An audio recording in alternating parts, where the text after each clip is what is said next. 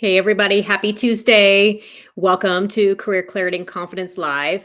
As we're getting started, I know that today you were expecting me to bring on one of my favorite people in the world, a very special guest named Rachel Fox.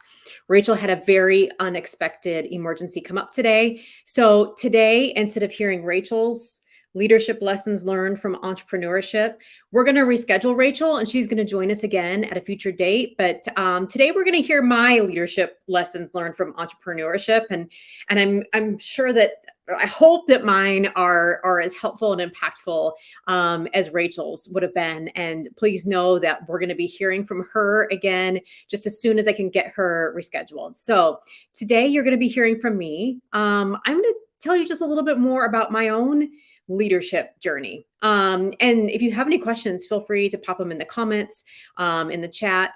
I'm going to tell you a little bit about how I knew it was time to leave corporate America and some of those things that I considered.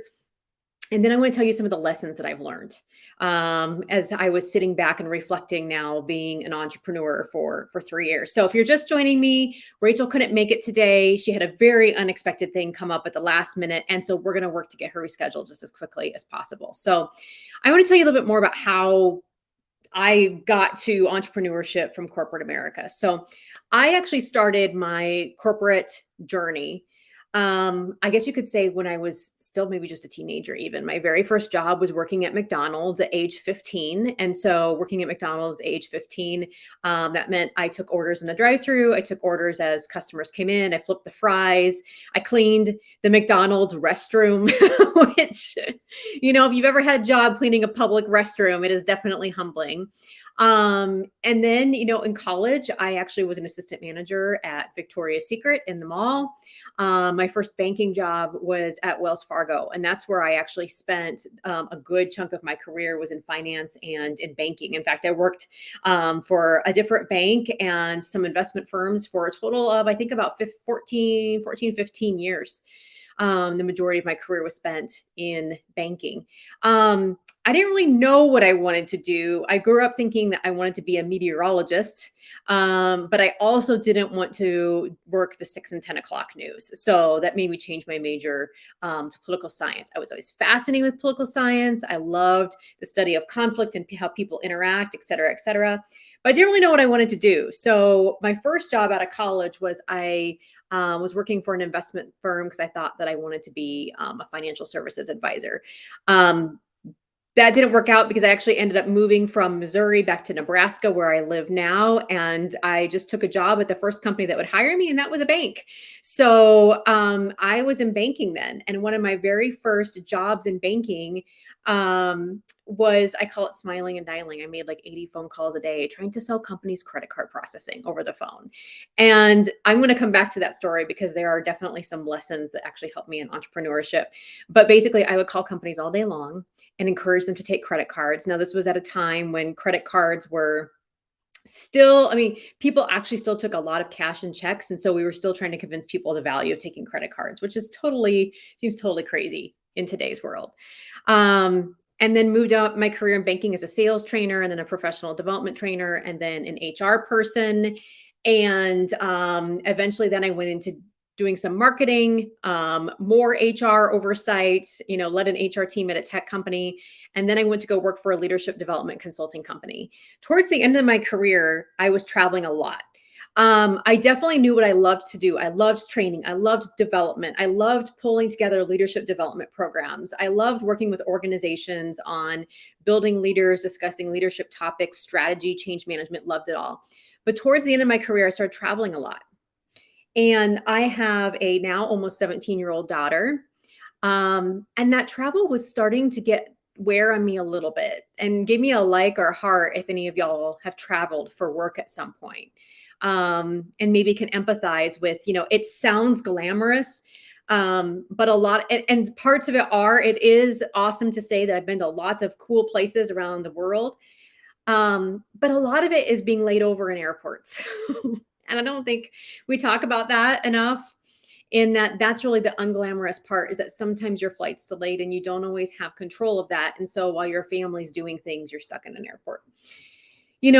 I was divorced and remarried and I was getting ready to marry my second husband, my current husband, and it was 2018, and that was another thing where I was like, I really just need to get it off the road. I really had to trust myself that like I just needed a job with less travel. And so I went to my leader, and she was amazing and supportive, and I just said, "Hey, I love all this, and I just have to get off the road. Like, I just need a job with less travel." I really wanted to focus on coaching. That was an emerging part of my role with her.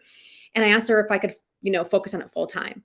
And rightfully so, she took a look at her business and said, I really don't have anything full time in the business for coaching. I really want to focus on training. So, I'm happy to help you if you decide you want to go off on your own and start your own coaching practice, or I'm happy to help you find something in corporate if that's what you want. And she still is to this day so supportive of my choice. Well, when I went on interviews at other companies, there were a couple interviews I went on where the company was great, the job was going to be awesome, but just in my gut, like it just felt like heavy and tight and clenched. And I walked into the building and I just noticed how my whole body just kind of tensed up. And I was like, this is not supposed to be it. But when I thought about going off and starting my own business, like it scared the crap out of me, but it was exciting. Like I felt like almost expansive, like fizzy, like I couldn't stop thinking about it. I couldn't not start like tinkering around and building a website and thinking about how I might start a coaching practice of my own. And I was never guaranteed to make a dime out on my own, but it felt like a risk worth taking. I was lucky enough. There's some privilege there. I understand. I was lucky enough to be married to somebody who carried health insurance.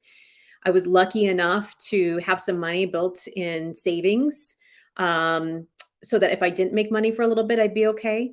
And I was lucky enough to have a wonderfully supportive boss who, said, "Hey, if you want to go off on your own, there's still some coaching contracts we need to execute, and you can at least take those." So while it definitely did not replace my corporate salary, it was about a third of it. It was enough that I was like, okay, at least if I have this, like it helps with the groceries. You know what I mean? It was kind of like that very minimum viable income. So for those of you who are thinking about, is entrepreneurship right for me? That's a great question to ask, is what is my minimum viable income? Like what is the minimum that I absolutely need if I ever wanted to go out on my own so that I could kind of be on my own? So that was in 2019. I went off on my own. I offered kind of just leadership coaching to men and women in corporate.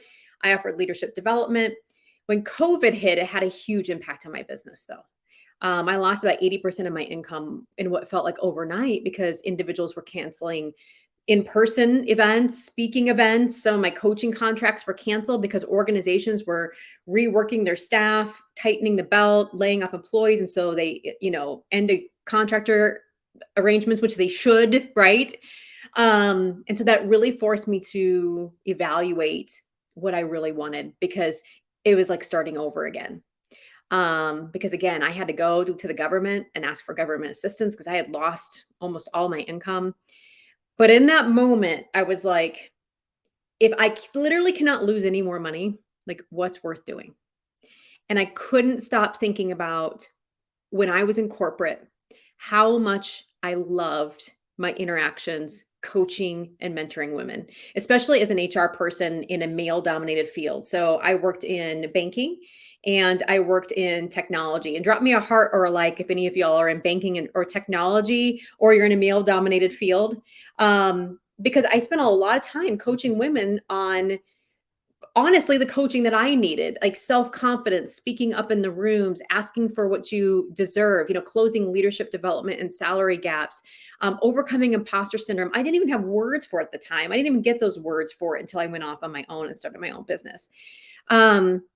But I was like, if I'm going to go in on something, because I literally things cannot get any worse, then what do I want to go all in on? And I decided to go all in on women at the end of 2020. And that's what I've been focusing on ever since. And so I offer women's leadership coaching, both one-to-one in group programs. I offer a semi-annual women's leadership program, and I've never looked back. And I love the business that I've built. And I've learned a lot of lessons along the way that definitely would have helped me in corporate. The other thing I do is I also offer Enneagram workshops. I use the Enneagram with all my clients. It is a wonderful self-assessment tool, emotional intelligence tool. And so I actually do team Enneagram development workshops. And in that case, obviously there's men and women in the room. So if you know your Enneagram number, you should drop it in the comments and we can talk. All right. So the lessons I've learned. And again, if you're just now joining me, I was going to share these with Rachel. I was going to be interviewing Rachel Fox. She had a very unexpected last minute thing come up. So I'm sharing my lessons and we're going to get Rachel back on here very, very soon. So 3 lessons. If I could boil these down, and I was sitting down and thinking about what lessons have I learned? I've learned lessons around clarity, confidence, and courage. And I want to unpack these for you because I think had I had the perspective, or if I was interviewing Rachel today, she went back to corporate. And I think if I would ever go back to corporate, I would definitely carry these lessons along with me. And I don't know if I ever could have learned them in corporate. So again, 3 lessons: clarity, confidence, and courage. Let me unpack those. So clarity, I have a mantra. And for those who work with me or who may read my forthcoming book here coming out this fall, is that success loves clarity. Because I learned 2 things as an entrepreneur that I just didn't learn in corporate America. And that is internal clarity and external clarity.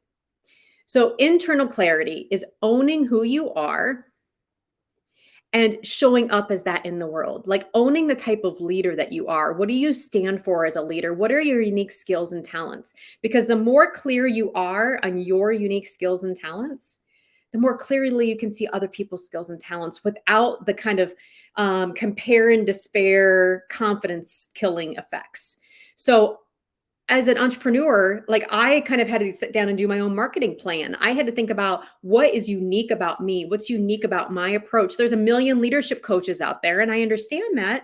And I could think about, comparing myself to them, but that's really all not that helpful. I was actually pretty guilty of that in corporate. Like I would see like another woman leader get a position, and I would kind of compare and despair. Well, how can I be more like her so I can get promoted? How can I be more like what I think my organization needs so I can be successful? But none of that was really all that helpful because I spent all my time and energy showing up as someone else. And so going into entrepreneurship, you learn really darn quick that you have to be crystal clear on who you are and what you offer and what makes you different from anyone else. And people actually find you, like you attract people who also value that. And that's really, really important. So clarity internally on who you are and your unique approach and why that matters and the impact that can make. And then I would say the second thing is outward clarity. It is so important to be clear on what you want, to be clear about your goals, to be clear about your mission, to be clear about, what you're working towards, to be clear about your expectations and what you want. Because one of the things that oftentimes can happen, and I see this happen inside organizations, and it happened to me even when I went out on my own. I was like, I don't know if I want to give away too much, if I want to say too much, if I want to put too much out on social media, because like, what if somebody takes it and takes my intellectual property? And I think that was a very scarcity-based mindset that I kind of had in corporate. And because I'm scared of that. But what I really learned was actually the opposite is true. The world is noisy. Corporate America is noisy. There's so many emails, so many meetings, so many opinions, so many decisions to make. And like out in, entrepreneurship land, it's noisy. Like there's so many incoming messages coming at consumers every day. Like your problem is not that you're going to launch or you're going to say something, everybody's going to be on it and it's going to crash your website and people are going to take your ideas. No, your real problem is obscurity. It's hard for people to find you. Just like in corporate, it's hard for people to hear your message. So clarity is so important. As a leader, being crystal clear about what you stand for, what you expect, being crystal clear on sharing your ideas and sharing your goals because people are so busy. And with that clarity needs to come a lot of consistency because saying it once is not enough. Y'all maybe don't recognize this, but I repeat stuff over and over again because nobody consumes things in a linear fashion, right? We all sometimes pick and choose what we want to hear. So as a leader, it is so important not only to be clear, but to be consistent in your messaging because people don't consume things as linearly as you think that they do. So, lesson number one, clarity, both internal on who you are, what you stand for, and showing up in that way, and external clarity on your message, your ideas, what you want, what your goals, because success loves clarity. I honestly believe that one of the reasons why my business has been successful is it's not been through hustle, it's been through clarity, crystal clarity on who I am, what I offer, and the messaging. So the second lesson is confidence.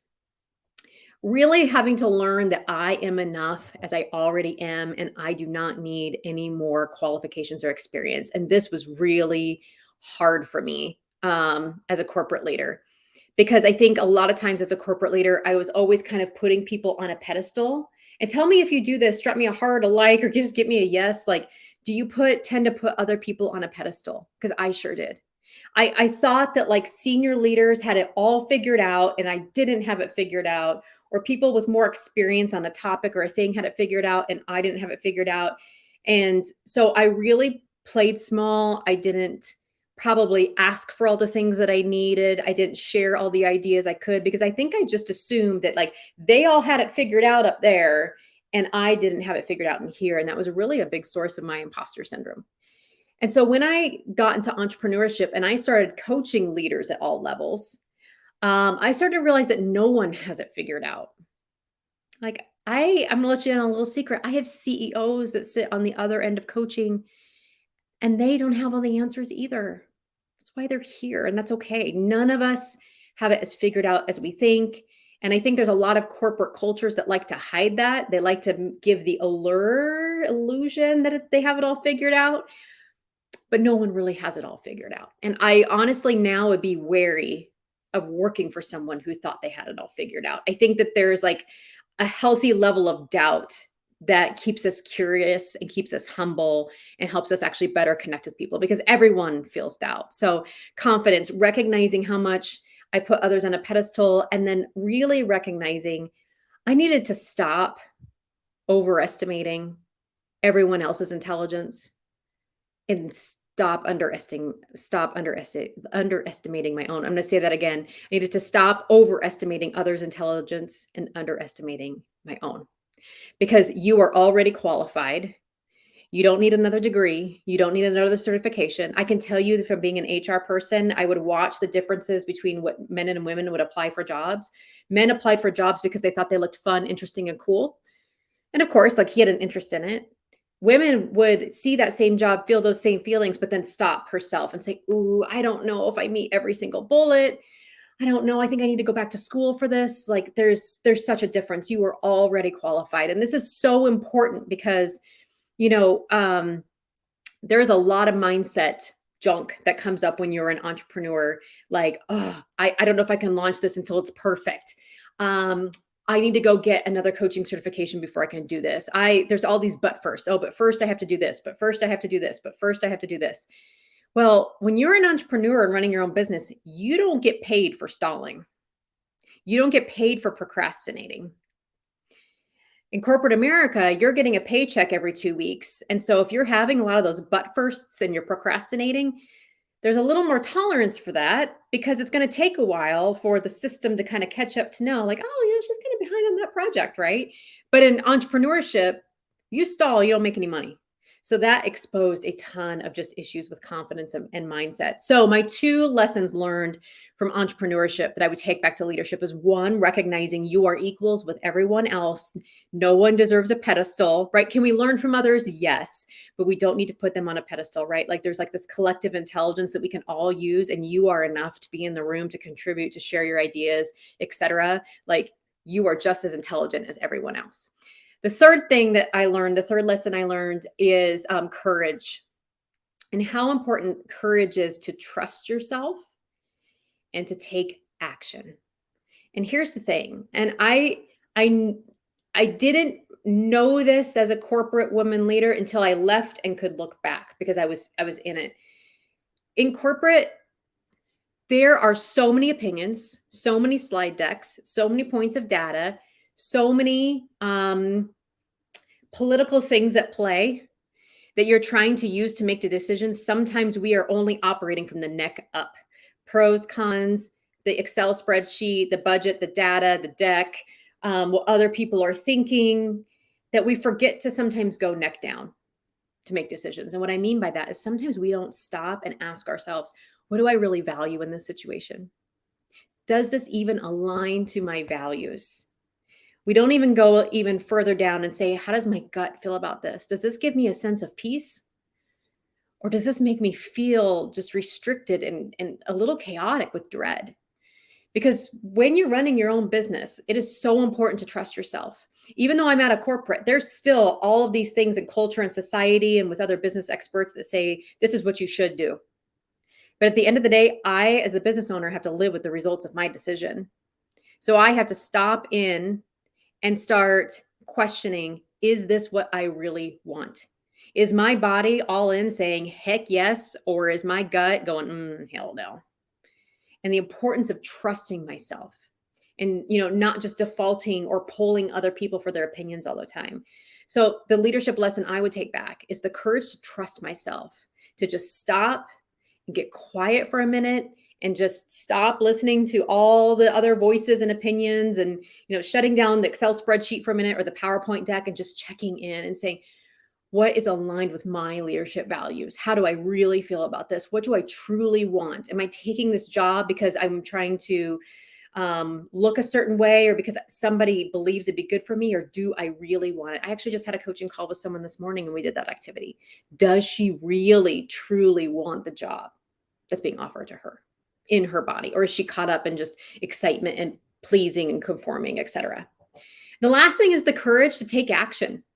There's just so many opinions, so much data is, being an entrepreneur taught me the value of being action oriented. It taught me the difference between certainty and clarity. I talked about clarity already, but I think in corporate, I desired a lot of certainty. If then that. If I make this decision, then that will happen. And I think organizations really stall until they have perfect certainty. Well, I learned as running my own business, there is no such thing as certainty. And you really have to rely on clarity, which is different. Certainty is what the ego needs. I need this to happen. If then that, if then that. But running your own business, you can't really predict anything. But what I can predict is that if I am using my values to guide my right next choices, am I making a decision that aligns with my business values, my business mission, my business strategy? If I'm making the smallest next right choice that's in alignment with my values, it's typically paid off for me, even though I don't have certainty on how the how will unfold. And so the leadership lesson I wish I would have taken back to corporate is just having the courage to trust myself a little more, to take a little bit more action, relying on clarity, knowing that I had clarity on the strategies, the mission I wanted to accomplish, the values of my team. And I wish I wouldn't have stalled for so much certainty, because I think I would have gotten a little bit more done. So recapping my story, I spent over 15 years, you could say 20 if you count my high school and college experience in corporate America. Went off on my own in 2019, and 3 years of entrepreneurship has taught me the importance of clarity, being clear on who you are and what you stand for, being clear outwardly on your message, your goals, so that people know how to work with you and use you. Number 2, confidence, taking other people off a pedestal and recognizing that you are already qualified. You don't need any more other certifications. You already have enough intelligence to be in the rooms. And so it's a good time to stop overestimating others' intelligence and underestimating your own. You deserve to be in the rooms. The third one is courage, having the courage to trust yourself, to go neck down and check in. Does this align with my values? How do I actually feel about this? What does my gut say? And getting out of all the analysis paralysis, and then having the courage to take action and not stop and stall, for certainty, but having the courage to take the smallest, bravest next steps in alignment with your values, your mission, your strategy, and all of those things. So I hope these were helpful. Again, bummed that Rachel couldn't join us to share her leadership lessons from entrepreneurship, but we're going to bring her back just as soon as I can get that rescheduled, and you'll be able to hear from Rachel. So if you have any questions for me, feel free to give me a follow, send me a message, whatnot.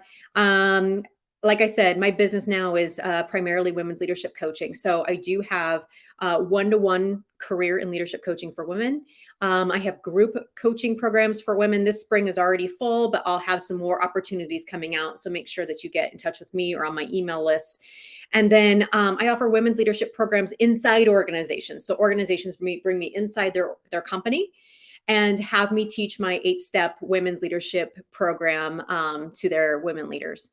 I also am so passionate about the Enneagram because I use it with my women leaders that I do Enneagram team training workshops, of course, both genders in that, to help them bring more self-awareness, emotional intelligence, and foster communication in their teams. So if we can work together, that would be amazing. You can find more at kellyraythompson.com. I'll drop the links.